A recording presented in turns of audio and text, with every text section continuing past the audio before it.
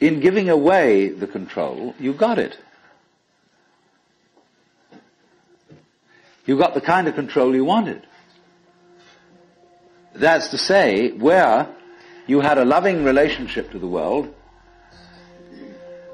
but you didn't have to make up your mind what it should do. You let it decide.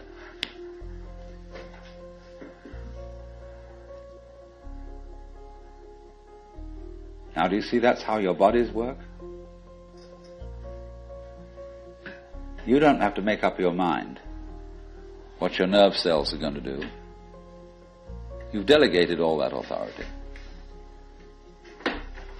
If the President of the United States has to lay awake at nights thinking what every official under his command is going to do, he can't be president.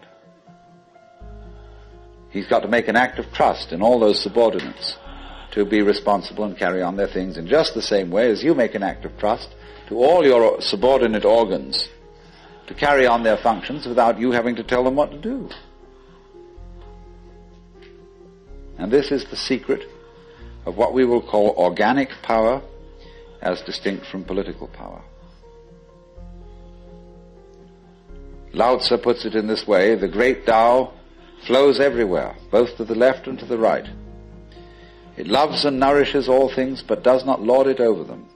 And when merits are accomplished, it lays no claim to them.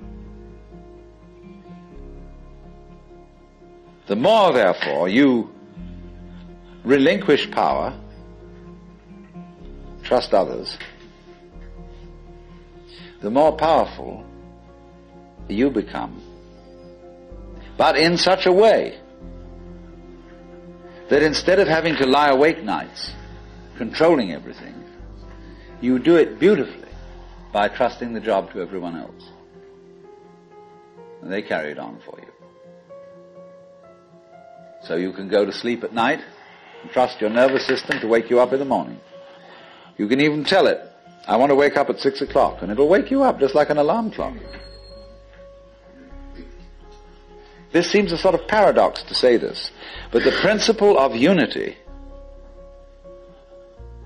of coming to a sense of oneness with the whole of the rest of the universe, is not to try to obtain power over the rest of the universe. That will only disturb it and antagonize it and make it seem less one with you than ever.